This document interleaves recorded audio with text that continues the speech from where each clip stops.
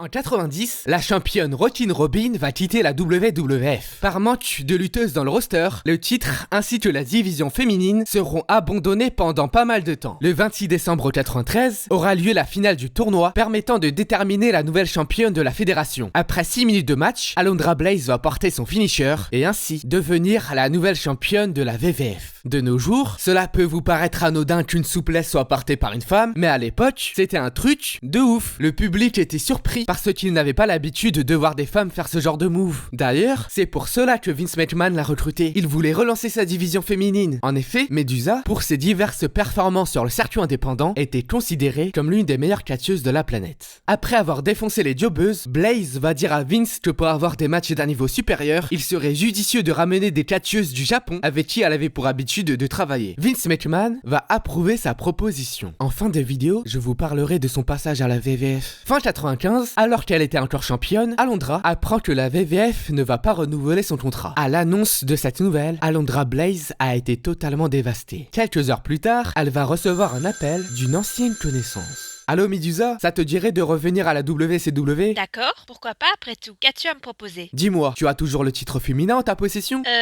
Ouais? Pourquoi? Parfait, voilà ce que je te propose. Le 18 décembre 95, Medusa débarque chez la concurrence. And they used to call me Alundra Blaze, but not anymore, because I am Medusa, always have been Medusa, and always will be Medusa. This is the WWE Women's Championship belt. That indeed it is. Trash can. Vince McMahon va avoir tellement le seum de ce manque de respect qu'il va supprimer la division féminine. Le titre féminin ne sera réinstauré qu'à partir de septembre 98. On pourrait penser que suite au traitement qu'elle a subi, Medusa a voulu obtenir sa vengeance. Sauf que non, contrairement à certains, elle a été reconnaissante envers Vince de lui avoir fait confiance durant ces 2 dernières années. Quand Bischoff lui a proposé de jeter le titre à la poubelle, elle était réticente à le faire. Elle avait du respect pour ce titre. Et surtout, elle ne voulait pas trahir son ancien patron. Sauf que Bischoff va lui laisser 2 solutions. Soit tu le fais, soit tu t'en vas. Pour continuer à pratiquer le catch, mais aussi pour gagner de l'argent, Medusa ne va le faire qu'à une seule condition, qu'elle puisse récupérer la ceinture pour ensuite la remener à Vince McMahon. Eric Bischoff n'y voyait aucun inconvénient. Après la fin de l'émission, Medusa va mettre la ceinture dans le coffre de sa voiture et partir en direction de la WWF. Une fois arrivée, une dispute commencera entre nos 2 protagonistes. Medusa va reprocher à Vince la manière par laquelle s'est fini son run. Ce à quoi Vince va répondre: Tu sais très bien que pour faire des économies, j'avais besoin de réduire mes effectifs. Et donc, t'as préféré te débarrasser des femmes? Tu oses me parler sur ce ton? Après tout l'investissement que j'ai donné à la division féminine, j'en ai assez entendu. Dégage! Mais t'as raison, je me casse. Et avec la ceinture que tu ne reverras jamais. Il faut savoir qu'à ce moment, en plus de devoir gérer le scandale concernant l'usage de certains produits dopants, la fédération a eu de gros problèmes financiers, ce qui explique en partie la raison de la fin de son contrat. La VCV aurait pu se servir de ce drama pour faire de Medusa une grande superstar, mais ça ne sera pas le cas. Sa première rivalité n'était pas vraiment intéressante. Ensuite, elle sera en partie responsable de l'inauguration de la division féminine de la VCV, mais étonnamment, elle n'est jamais parvenue à gagner le titre. Après, Bischoff va lui aussi laisser tomber la division féminine. Par conséquent, elle va réaliser des matchs intergender, notamment marqués par son match de l'échafaudage. De plus, Medusa sera la première femme à gagner le titre Cruiserweight. En 2001, la WWF envisage de racheter la VCV. Pour ne pas avoir Vince comme futur patron, elle va préférer mettre les voiles. Et puis, de toute façon, elle savait qu'il n'allait pas la reprendre. L'autre raison qui justifie son départ, c'est que fin 90, début 2000, les femmes étaient parfois, pour ne pas dire souvent, utilisées comme des objets sexuels. Quelle indignité! Quelle honte! Au vu de toute cette décadence, Medusa a tout simplement dit « Ah d'accord, donc ça, c'est la division féminine. Ouais mais non en fait, non seulement je me casse de la VCV, mais en plus, je mets un terme à ma carrière de catcheuse. » Après avoir pris sa retraite, Medusa va se reconvertir dans le Monster Truck.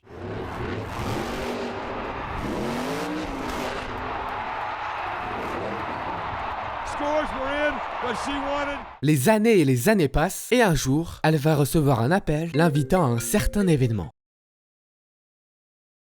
I am extremely honored and humbled to be standing alongside the entire 2015 WWE Hall of Fame class this evening.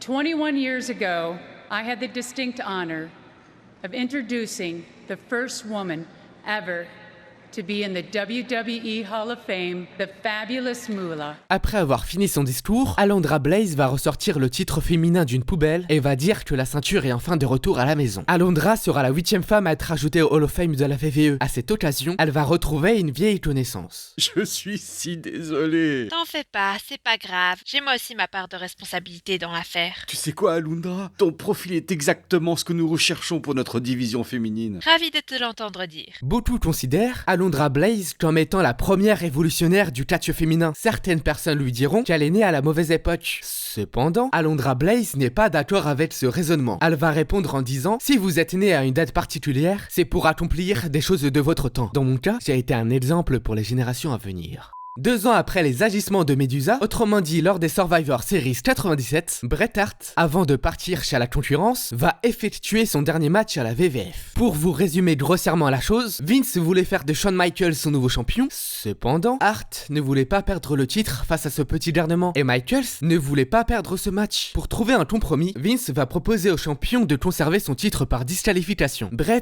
avait des doutes sur la véracité de ses propos, mais Vince va le rassurer en lui disant: Ne t'inquiète pas, ça va bien se passer. D'après certaines rumeurs, par peur que Bret Hart ne refasse la même chose que Medusa, autrement dit se barrer avec le titre chez la concurrence pour, je ne sais pas, le foutre à la poubelle par exemple, Vince va mettre une madouille en place afin que le champion perde son titre sans le vouloir.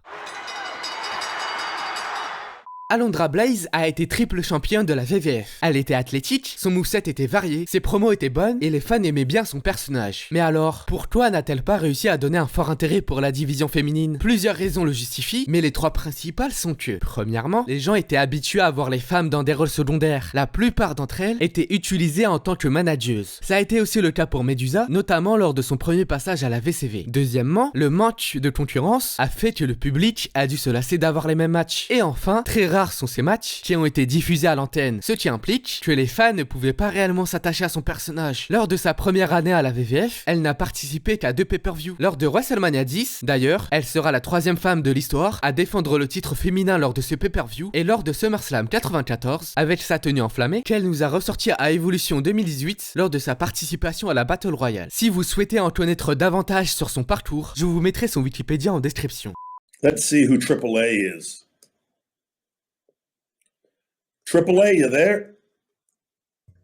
Yes. Do you have a video? Hello.